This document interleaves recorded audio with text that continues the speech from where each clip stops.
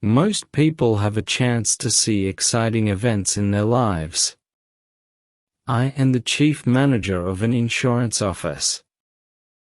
I too have seen exciting things in my 30 years of work. My office had one wall that was covered in glass. I could see everybody who came into the insurance company. I liked to study the faces of new customers before I spoke to them. I decided what kind of people they were before they said a word to me. I learned to trust my first impression of people. The story I want to tell is about a man who came into the company one day. I watched him through the glass in my office. He seemed about 40 years old and he was very well dressed. He seemed very polite and he appeared to be quite a gentleman. He was talking to one of the clerks. Despite his appearance, I disliked this man as soon as I saw him. Suddenly the man noticed that I was looking at him.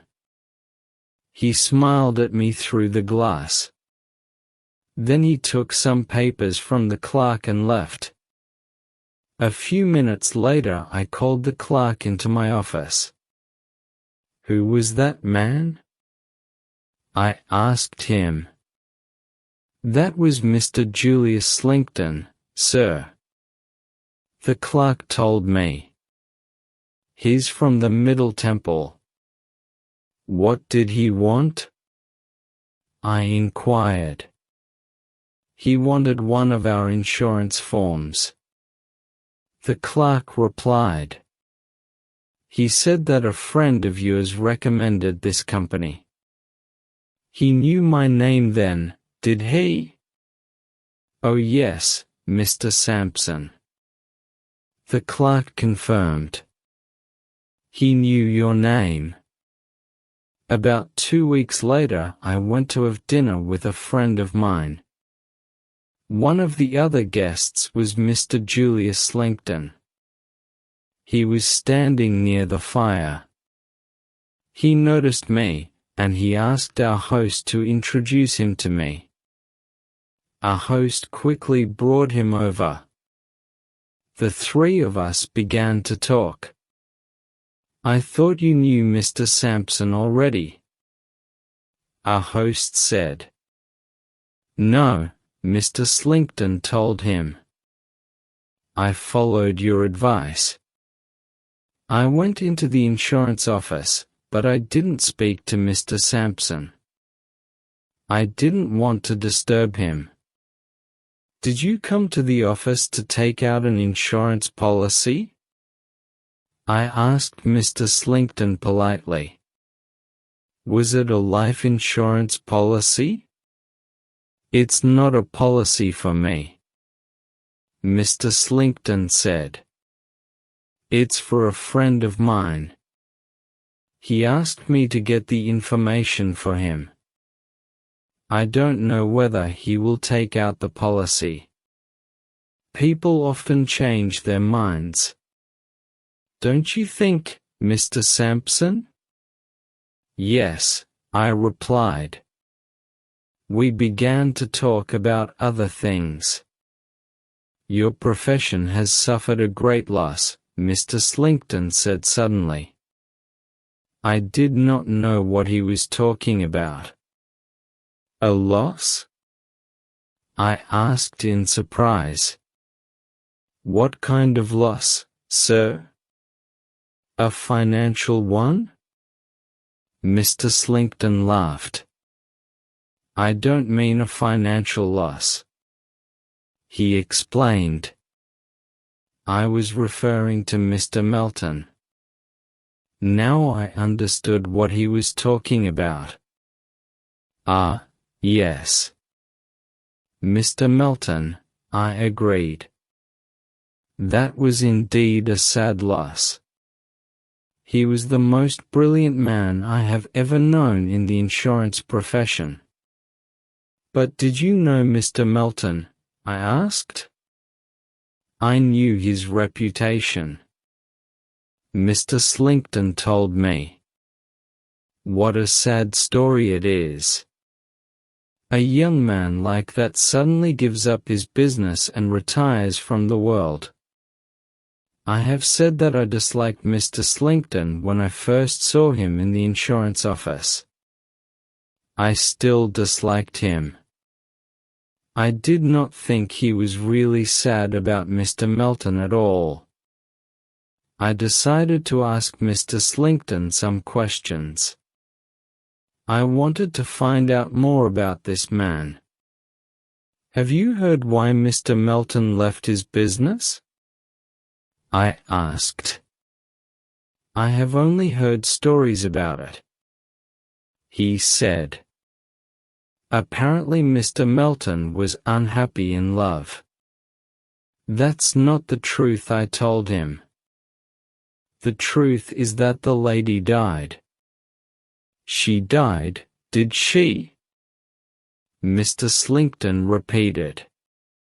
That's terrible. Poor Mr. Melton. How very sad for him. I still felt that Mr. Slinkton was not sincere.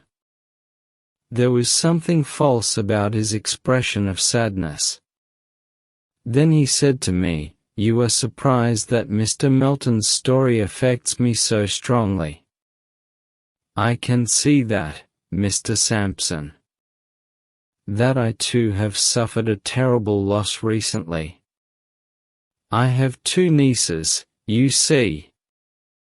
One of them, a girl of 23, died recently. The other niece is also not well. The world is a very sad place." Now, I thought I understood Mr. Slinkton. He was a sensitive man who had suffered. I was angry with myself for disliking him.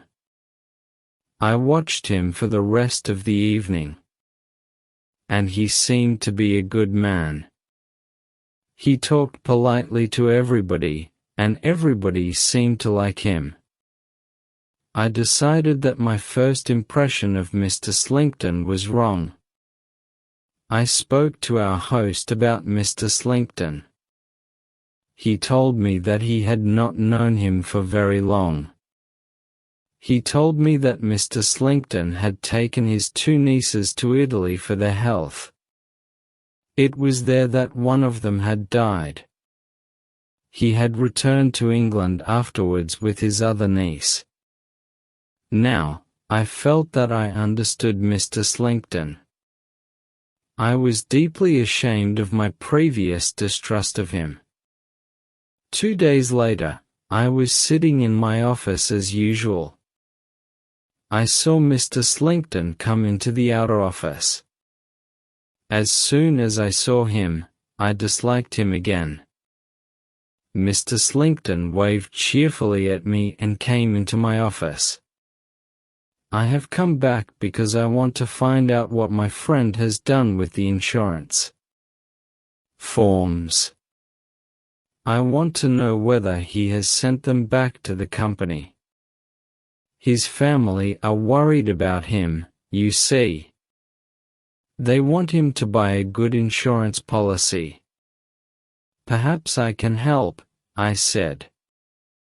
"What is your friend's name, Mr. Slinkton?" I asked him. "Beckwith," he told me. I called the clerk into my office. I asked him to find out if a man called Beckwith had started an insurance policy with the company. The clerk searched through his files for a moment, and then he brought me some papers. "Yes, Mr. Sampson," he said. "We received these forms from Mr. Beckwith. He wants a policy for £2,000. And he has asked Mr. Slinkton to write a reference for him." He cried Mr. Slinkton in surprise. He thought for a moment. "But of course I can do that for him." Mr. Slinkton sat down in my office and wrote the reference for Mr. Beckwith. He left the forms in my office, said goodbye politely, and then left. Mr. Slinkton was not my only visitor that day. Very early that morning, someone else had come to see me at my house. The visit was a very private one. No one knew anything about it at all. Mr. Beckwith's insurance policy began in March. I did not see Mr. Slinkton again for 6 or 7 months. I went to Scarborough in September, and I saw Mr. Slinkton walking on the beach there. It was early evening, and he greeted me warmly. Mr. Slinkton was with a young lady. He introduced me to her, explaining that she was his niece. Her name was Miss Nina.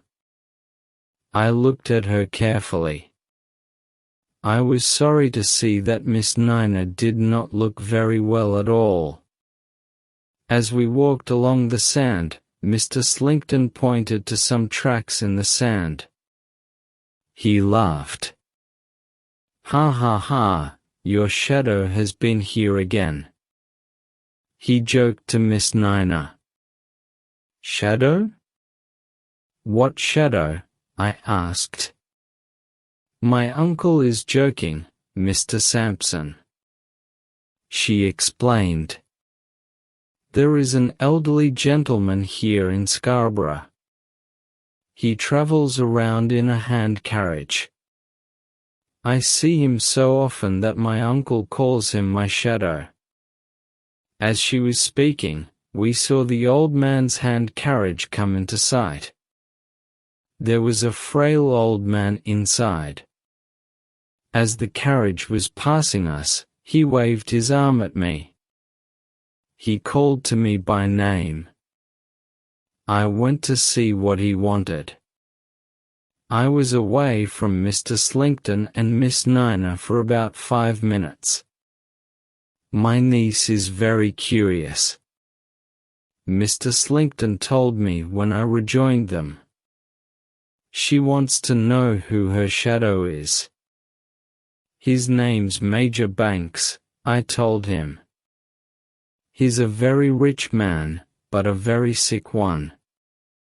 He's just been telling me what pleasure you both give him. He says it's obvious that you are very fond of one another. It's true we are very close, Mr. Slinkton said very seriously. We are alone, you know, since Margaret died.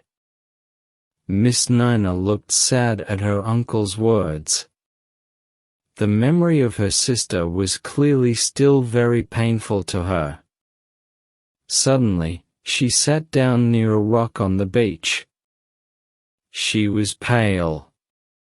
Mr. Slinkton walked away from us. He too seemed very upset by his memories. Miss Nina began to tell me about her uncle. She said he was a very good, kind man. He told me that she knew she was going to die soon. He was worried about what would happen to her uncle when she died. I saw the hand carriage coming back towards us along the sand as she was talking. Suddenly, I interrupted her. Miss Nina, I said urgently, I have something to tell you. You are in great danger. You must come with me and talk to that man in the hand carriage. Your life depends on it. Miss Nina was very shocked by my words. I walked with her to the hand carriage before she had time to object. I did not stay there with her for more than 2 minutes. Within 5 minutes, I saw her walking up the beach with a grey-haired man.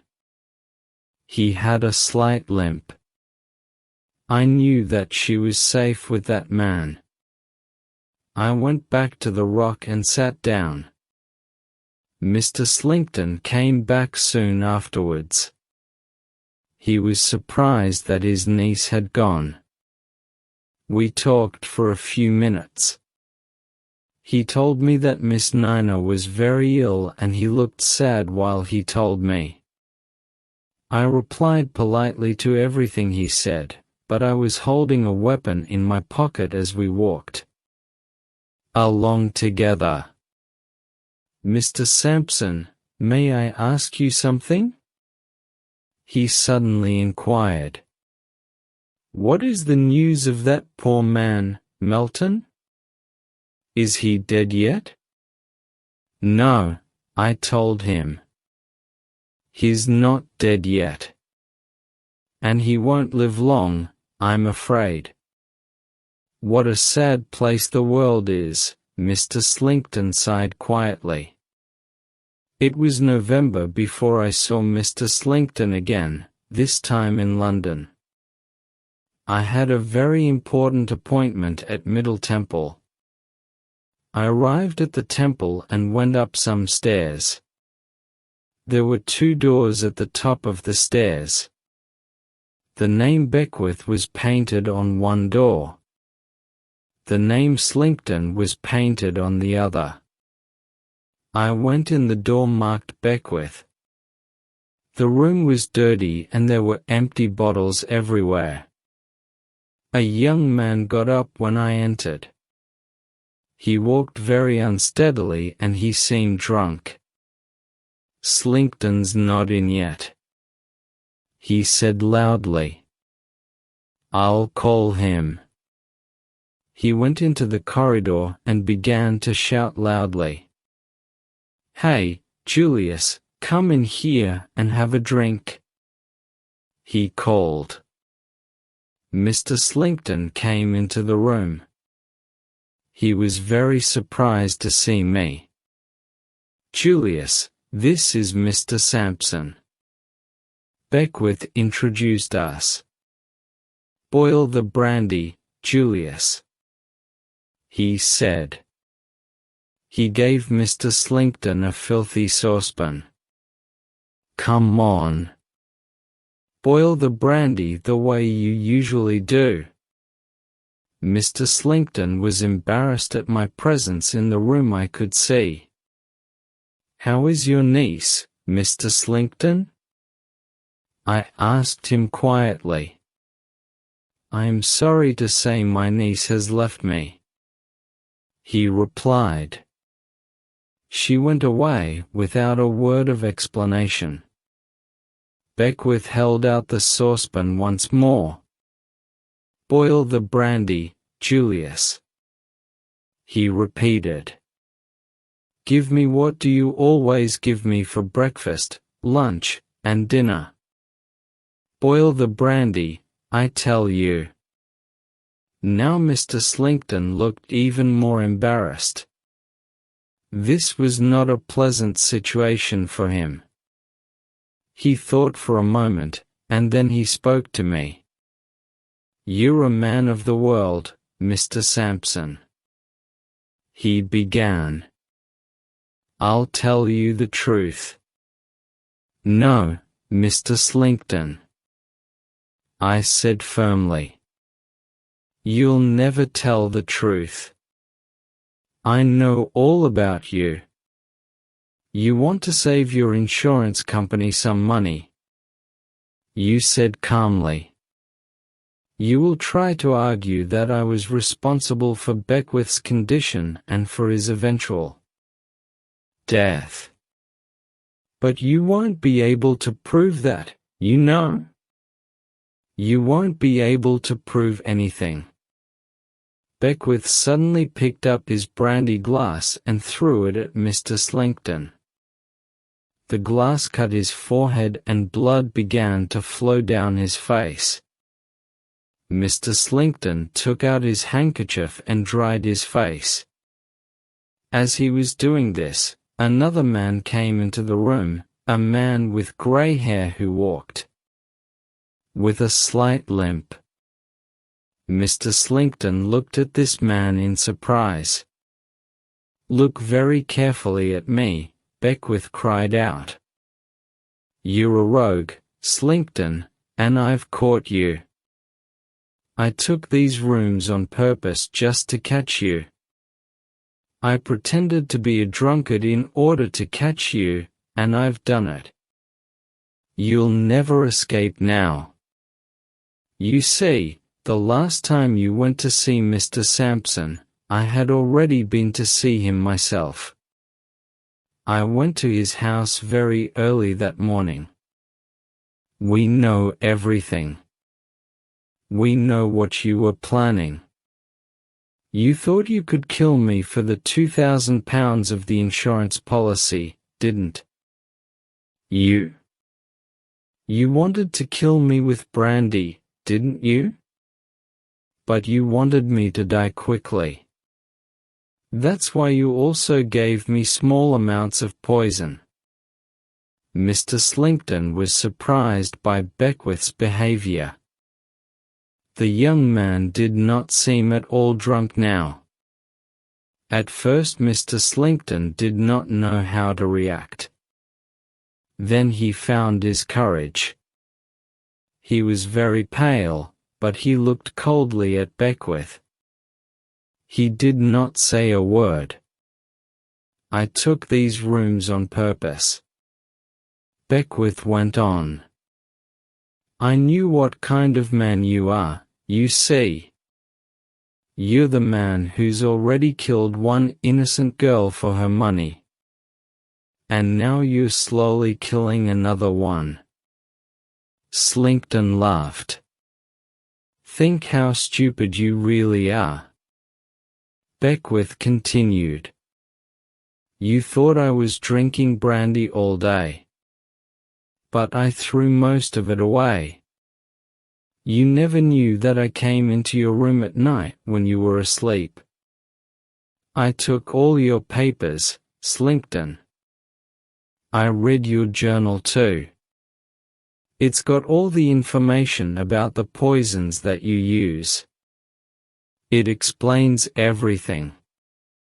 I know where the journal is now." Slinkton looked at Beckwith questioningly. "It's not in your desk," Beckwith told him.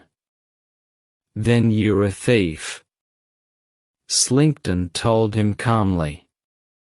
He spoke calmly, but his face was white.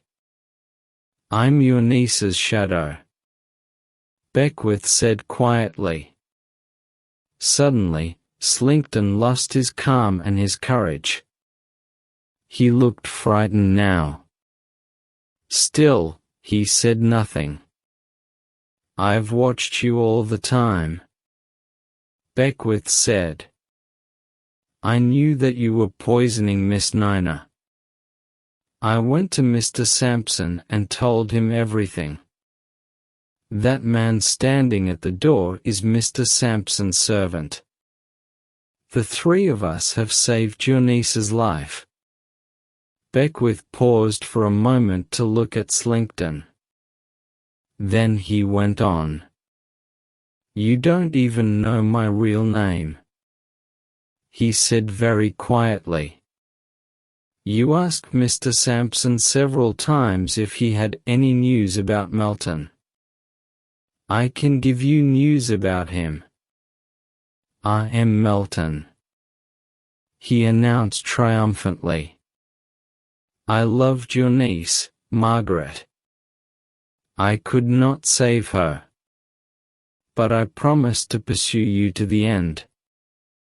And I've done it," he cried. "I've hunted you down, Slinkton." Slinkton now looked in horror at the man who was accusing him. He was unable to speak for fear.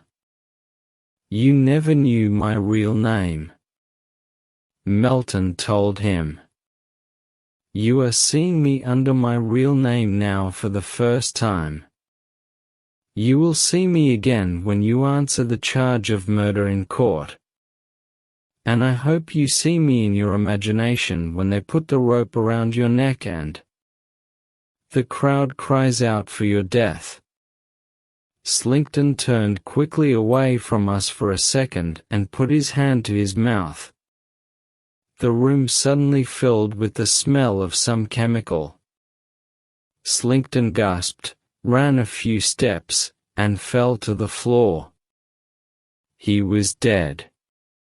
Melton and I made sure that Slinkton was dead. Then we left the room together. I have done what I promised to do, Melton said sadly to me. My life is ended now. I did everything that I could to help him. But the poor man died a few months later.